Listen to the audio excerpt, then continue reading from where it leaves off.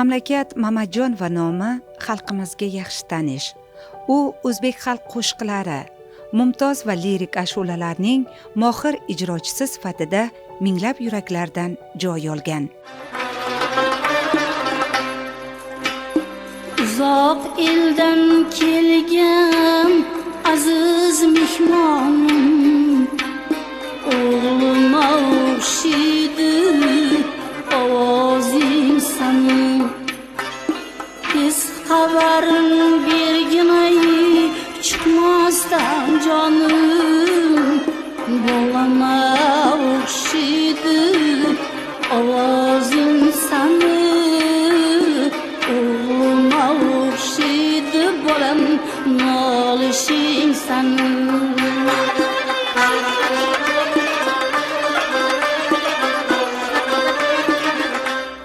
Sohir ovoz sohibasi mamlakat Mamajonova Namangan viloyatining Chust tumanida tug'ilgan bo'lib, san'atkor bo'lish orzusi uni poytaxt tomon chorlagan. Shodlik ashula va raqs ansambli, Muqimiy nomidagi musiqali drama teatrlarida yakkaxon xonanda sifatida ijod qilgan va jonli ijrodagi qo'shiqlarni tomoshabinlar doimo intiqlik bilan kutishgan. Sizga har tomonlama inson havas qilsa arziydi-da, chunki o'zbek san'atida munosib o'rin egallagan mamlakat Mamajonovaning farzandisiz. Dastlab mana shu onangiz haqidagi xotiralaringiz bilan o'rtoqlashmoqchiman. Judayam taqdirimdan minnatdormanki, taqdir menga ajoyib mehribon, aqlli, go'zal, nozik didli, har tomonlama hayotda o'rnak bo'la oladigan, o'zbek ayolida qaysiki ijobiy fazilat mujassam bo'lgan bo'lsa, ana shu fazilatlarning hammasiga ega bo'lgan mani onam bo'lganlar. Men bu bilan faxrlanaman. Mani yoshligimdan toki hozirgi kungacha, ulg'aygunimgacha bo'lgan jarayonlarda onamni mehnatlari juda ham katta. Qolaversa, juda qiyinchiliklarda, juda katta bir og'ir hayot yo'llarini ham bosib o'tdilar. Havas qilsa arziydigan juda go'zal, chiroyli turmushni ham birga o'tkazdik boshimizdan. Va qolaversa, menga nafaqat shu ona hayotda ustoz bo'ldilar. Mehnatga, ishga, o'qishga, ilmga meni yuragimda mehr, muhabbat uyg'otgan inson onam bo'ladilar. Qahramonimiz O'zbekiston xalq artistlari Orif Alimaqsumov, Komuna Ismoilova, Eson Lutfullayevlarning munosib shogirdi edi. Ulardan nafaqat qo'shiq aytish sirlari, qolaversa ko'plab ijobiy fazilatlarni o'rgangan. Har qanday holatda ham lekin onamni bitta shiorlari bor edi. Yiqilsang ham oldinga qarab yurgin qizim. Hech qachon orqaga chekinma.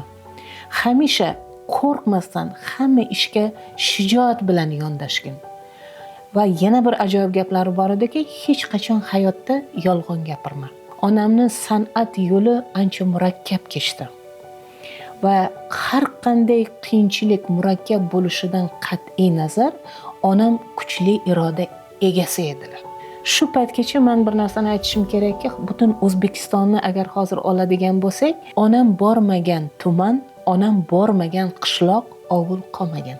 Hozirgidekka ijodga erkinlik davri emas edi. Bir qancha badiiy kengashlardan o'tar edi bitta qo'shiq. Ana shunday bir murakkab haligi nazoratlar ostida o'sha paytda haligi hatto maqom qo'shiqlarni ijro qilishi o'zi ham hatto cheklangan paytlarda ham onam o'sha milliy qo'shiqlardan chekinmadi. Milliylik uchun kurashdi. Qo'shiqchilikka bo'lgan havas uni dastlab Namangan shahridagi musiqa bilim yurtiga yetaklagan bo'lsa, so'ng u Mannon Uyg'ur nomli Toshkent teatr va rassomchilik institutining drama va kino aktyorligi ixtisosligi bo'yicha tahsil olgan. O'zbek san'ati darg'alaridan saboq olish barobarida yuzlab qo'shiqlar yaratdi. Oshiq g'arib va Shohsanam dostonidan Ozod qil, Habibiy so'zi bilan aytiladigan qo'zg'alur qo'shiqlari bugun oltin fondda saqlanmoqda. Qiynalganlarga yordam berardilar. Qaysiki bugungi kunda mana ko'p san'atkorlar, shogirdlari gapirishlar mumkin. Shu ijod yo'lini boshlanishida agar qiyinchilikka uchrab, uyi bo'lmasa, joyi bo'lmasa, hammasi biznikidan panoh topgan. Mamlakat Mamajonova juda ko'p ustozlardan ta'lim tarbiya olgan. Bugun endi oramizda yo'qlar, lekin ana shu ustozlari haqida sizdan so'ramoqchi edim. Man san'at darg'alarini sabog'ini olishga, ularni davrasida o'tirishga yoki ularni xonadonida bo'lish baxtiga muyassar bo'ldim. Onam tufayli. Masalan, bitta oddiy misol O'zbekiston xalq artisti Kamuna Ismailova yoki O'zbekiston xalq artistlari Berta Davidova yoki o'sha Oripali Maqsumov, Oripali Xatamov, Orif Qosimov, O'lmas Rasulov va ko'plab mana shunday buyuk san'atkorlarni muloqot qilish jarayonida onam bilan birga bo'lganligim uchun ko'p ular hatto menigacha bilishardi. Masalan, Kamunapa Bertapa nevaramdirdilar meni. Teatr muqimida ishlagan onam. Ana shu teatr muqimida ishlagan paytlarida san'at darg'alari bo'lgan Razo Hamrayev, E'tibor Jalilova, Dilorom Safayeva, Odina G'oziyeva, Mehri Bekjonova ana shu butun bir san'atimizni ko'zga ko'ringan namoyandalari bilan birga teatrda yugurib yurib katta bo'lganman. O'zim ham qolaversa teatr sahnasida Qizil durrali nozik niholim spektaklida o'sha Asalni o'g'li Samat obrazini yaratish baxtiga muyassar bo'lganman. Shirali ovozi, o'lmas san'ati bilan xalqimiz qalbidan chuqur joy olgan mamlakat Mamajonovani beshafqat hayot oramizdan erta olib ketdi. Chust tumanida bo'lib o'tgan xotira tadbirida uning ezgu sifatlari, mashaqqatli va sharafli ijod yo'li, qoldirgan ma'naviy merosi yod etildi. Mamlakat xon bilan Go'sili radio qoshidagi etnograf ansamblda ko'p yillar birga ishlashganmiz. Xo'p, chiroyli kuy qo'shiqlar yozganmiz. Men o'zim bastakor bo'lganim uchun mamlakat xonga ham chiroyli qo'shiqlar yozib berganman. Ustozlarning duosini olgan ayol bu. Orif Xatamov, Orif Qosimov, Salohiddin To'xtasinov, Orif Ali Maqsumov, Eson Lutfullayev, Kamuna Ismoilova, Berta Davidova, shular hammasi bularga ustozlik qilgan. To'g'ri so'zladi. Yolg'on yashin ishlatmas edi. Shu san'atga fidoyi ayol edi. Bunday insonlarni hayotda qilgan ishlari, bularda qilgan san'atlari, bularning qo'shiqlari, kuylari abadiy yashaydi odamlar orasida. Xotira tadbiriga viloyatimizning san'at va adabiyot fidoyilari, xonandaning shogirdlari, qarindosh urug'lari, do'stlari taklif etildi. So'z olganlar mamlakat Mamajonova o'zbek milliy mumtoz qo'shiqlarining mohir ijrochisi bo'lgani. U qo'shiq kuylaganda qalb qo'ri, bor mehr muhabbatini bag'ishlashi tilga olindi. Shuningdek, halollik, to'g'rilik, barchaga yaxshilik sog'inishi kabi ezgu fazilatlari yod etildi. Namangan viloyatida Navbahor ashula va raqs ansambli tashkil bo'lgan. Shu ansambl tashkil bo'lgan paytda mamlakat opam o'sha Toshkentda yashardi, ishlab yurardilar.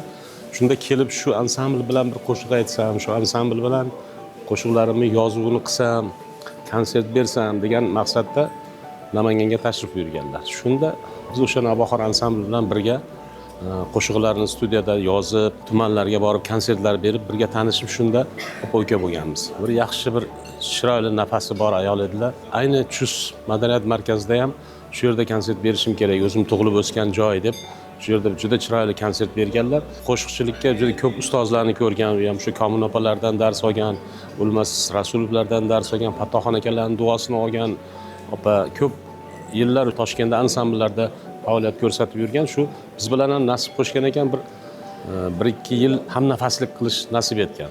Oxiratlari obod bo'lsin, Alloh rahmat qilsin. Bundan buyog'iga faqat yaxshi kunlarda eslab yuraylik. Mamlakat Mamajonova mazmunli umr yo'liga ega san'atkordir. Chunki doimo el ardog'ida yashadi. Qolaversa, bir necha xalqaro festivallar ishtirokchisi sifatida ham o'zbek san'atini jahon miqyosida tanitishga muvaffaq ham bo'ldi. Uning fidoyiligi, ezgu fazilatlarini bugun shogirdlari faxr bilan tilga olishadi. Mana shu mamlakat opa Mamajonovani shogirdlari hayotda ham ukalari, mana opam qatori inson bo'lganlar. Juda ham chiroyli san'at yo'llari bor edi. Shu yo'llarda birga xizmat qilib, xalqda birga ajoyib tadbirlarda qatnashganmiz. Opadan juda ko'p narsalarni olganman. Opaga juda ham havas qilardim. Yaxshilik qilishni yaxshi ko'rardilar-ki, ehson qilishni yaxshi ko'rardilar. Shu bemorlardan xabar olishdi. Ezgu fazilatlari juda ko'p edi. Bugungi tadbirda shu ustozni yod etdik. Ularning ezgu fazilatlari bizning qalblarimizda mangu yashaydi. Har qanday insondan yaxshilik qolsa, shoir bo'lsa she'riyati, musiqashunos bo'lsa musiqasi qoladi. Ayniqsa ovoz sohibasi bo'lsa, u hammaning qulog'ida qoladi. O'shanday chustning eng go'zal qizlaridan biri mamlakat Mamajon uni chustdan turib butun O'zbekistonga ovozi tarqalgan, hammani maftun qilgan, ovozi bilan butun tog' toshlarni titratgan ayollardan biri edi. Go'zal xulqi, go'zal chiqishlari hamisha odamlar qalbida qolgan, yuragida qolgan, chustlilari faxr iftixor bilan eslaydigan qiziga aylangan, qalblarimizda, hamma xalqning qalbida qoladigan insonlar bo'lgani uchun hammamiz yuragimizni to'rda yashaydi hamisha. Ko'rsatuvimiz qahramoni nafaqat san'atda baxt topgan, qolaversa oilada, qarindosh urug'lari orasida ham doimo ardoqli bo'lgani qo'ni-qo'shni, jiyanlarining iliq xotiralarida bir umr saqlanib qolgan. Xalqimizda bir ajoyib naql bor, uy olmagini qo'shni ol deyishgan. Men ham rosa qo'shnilardan yolchiganman. O'shalardan bittasi Mamlakat opam Mamajonova edilar. Mamlakat opam Mamajonovaga juda ham ko'p chiroyli ta'riflar berish mumkin. Jasur ayol ular, juda ham talantli, chiroyli qo'shiqlar bilan hammani maftun eta olganlar. Juda ham madaniyatli, birovga gapirishdan oldin rosa o'ylab gapirardilar. Keyin yana bitta yaxshi tomonlari tashkilotchi ham edilar. Ular san'atkor-ku baribir. Keyin undan tashqari ular juda ham yaxshi pazand edilar. Ular ovqatlarini yegan odam har kun o'sha ko'chada o'tib bir uylarga qarab qo'yardi. O'zbek milliy qo'shiqchilik san'ati osmonida o'z o'rni, o'z ovozi, o'z maktabiga ega ijrochilar talagini.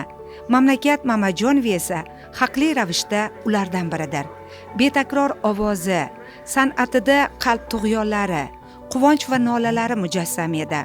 Uning ijrosida yangragan har bir qo'shiq qalblarga yo'l topar, tinglovchini befarq qoldirmasdi. Chunki u qo'shiq bilan birga yashardi. Mamlakat Mamajonova meni ammam bo'ladilar. Ammam haqida so'z ketadigan bo'lsa, darrov yuzimizga tabassum yuguradi. Chunki ammam tabiatdan xushchaqchaq, ham san'atkor inson bo'lganlari uchun o'ta so'zamol. U kishi kirgan davralar bir yashnab ketar edi, fayzga to'lib ketar edi. Meni ham ba'zida tabiatimni ko'rib, "Shuna ammanga o'xshabsan-a?" deb gapirishadi. Bundan biz jiyanlar juda ham faxrlanamiz. U kishini men jamiyatda, hayotlarida o'z o'rnini topgan inson deb hisoblayman. San'atkorning ijod yo'li chindan ham milliy musiqamizga bo'lgan sadoqat namunasidir. U xalqona kuy qo'shiqlarni asrab-avaylash, zamon ruhi bilan uyg'un holda ijro etishga intildi. Shuning uchun ham mamlakat Mamajonova xalqimiz san'atga oshufta ko'ngillar tomonidan sevildi. Qo'shiqlari yillar o'tib ham qadrini yo'qotmadi. Qayerga qaramayin, qayerga nazar tashlamayin, nazarimda ona kulib turganday. Onamni mehrini, onamni menga muhabbatini hech kim o'rnini bosa olmaydi. Umrbod qalbimda qoladi. Uni qilgan mehnatlarini yoshlarimizga targ'ib qilishda o'zimga bir burch deb bilaman. Yosh xonandalarni qo'llab-quvvatlash uchun Mamlakat Mamajonova nomidagi fond ochmoqchimiz. Jamg'arma, xayriya jamg'armasi. Chunki mana viloyatlardan, tumanlardan juda ham kuchli ovozli yoshlar kirib keladi san'at maydoniga. Lekin ularning homiysi bo'lmaganligi uchun, demak ular qisqa vaqtda so'nib qoladi. Ana shunday yoshlarni qo'llab-quvvatlaydigan xayriya jamg'armasini ochish niyatim bor. Kelajakda yana juda ham yaxshi loyihalarni o'ylaganman. U sahnada kamtar, hayotda samimiy, ijodda esa talabchan edi. Har bir ishga mas'uliyat bilan yondoshib, san'atni muqaddas deb bildi. O'zbek milliy qo'shiqchiligi rivoji yo'lida xizmat qilishni hayotining mazmuni deb qaradi. Mamlakat Mamajonova ming afsuski bugun oramizda yo'q. Ammo uning qo'shiqlari, ezgu sifatlari qalblarda mangu yashaydi. Chunki haqiqiy san'atkor hech qachon unutilmaydi.